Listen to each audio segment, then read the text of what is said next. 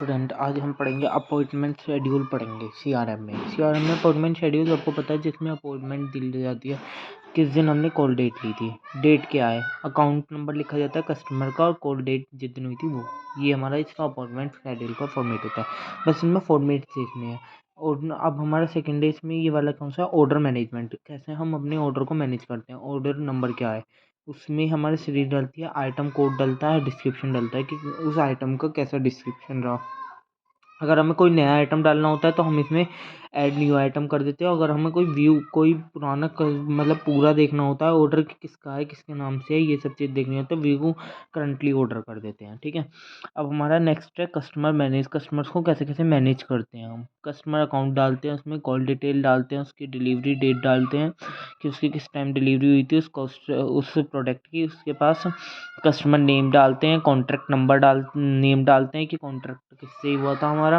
Account number जो होता है रेफरेंस, ऑर्डर नंबर पता होना चाहिए। कस्टमर से जितनी भी इंफॉर्मेशन कलेक्ट हुई हैं वो सब चीज़ें इसमें डलती हैं। कस्टमर से कलेक्ट करते हैं और सारी इंफॉर्मेशन को इसमें पुट आउट करते हैं। ये क्या होता है हमारा कस्टमर मैनेजमेंट। जब हम कोई डिलीवरी इंस्ट्रक्शंस देते हैं, जैसे कि हमने डिलीवरी नंबर जितनी भी इंस्ट्रक्शन दी हम वो चीज़ें सेव कर सकते हैं। क्लियरिंग सेगमेंट्स का मतलब सभी को पता चल गया था कि जिसमें हम अपने डाटा को, जो हमारा डाटा है वो हम दूसरे डेस्कटॉप पर खोल देते हैं तो उसमें क्या होता है, वो हमारा डाटा शो होने लगता है। तो वो कौन होता है, तो सेंसुलाइजेशन वही होता है। प्रोडक्ट व्यू में क्या होता है, इसमें item code, descriptions, quality, stock, price, ये सब चीज़ें देखते हैं।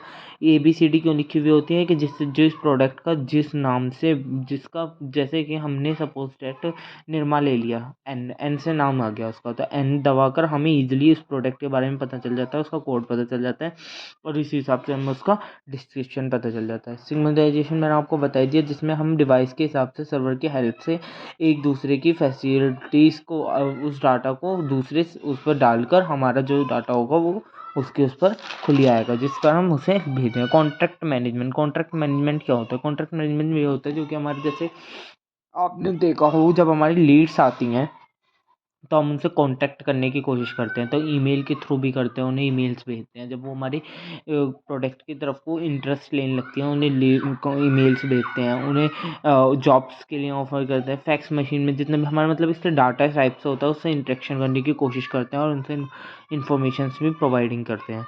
लीड मैनेजमेंट क्या होता है कि जो हमारी लीड पोटेंशियल कस्टमर्स हैं, जब तक वो कस्टमर बनते हैं उस टाइम तक का जितना भी होता है उसे सबको क्या करते हैं, मैनेज करते हैं। इसमें हमारा डिस्ट्रीब्यूशन आ जाता है, उसके कुछ रूल्स होते हैं उन सब चीज़ों को, और उस हिसाब से हमारी लिस्ट भी तैयार होती है। मेरिट लिस्ट कैसे तैयार होती है, उसी बेस पर होती है। जैसे सेगमेंट होना कि डिफरेंट सेगमेंट्स के पर्सन आते हैं, जो सेगमेंट के जो पर्सन होते हैं उसमें डालकर हमारे डिफरेंट सेगमेंट कर उसके हिसाब से उसे मैनेज करना, नर्चिंग करना उसकी पोटेंशियल कस्टमर से लेकर जो जब तक वो मतलब हमारा कस्टमर लॉयल कस्टमर नहीं बन जाता तब तक हम उसे कोशिश करेंगे कि उसे हर तरीके की प्रायोरिटी दें, हर तरीके की उसे नर्चिंग करें, मतलब कि जिससे कि वो हमारा क्या हो, परमानेंटली कस्टमर बन जाए। Thank you so much. फिर लेसन नेक्स्ट वीडियो में पढ़ेंगे हम।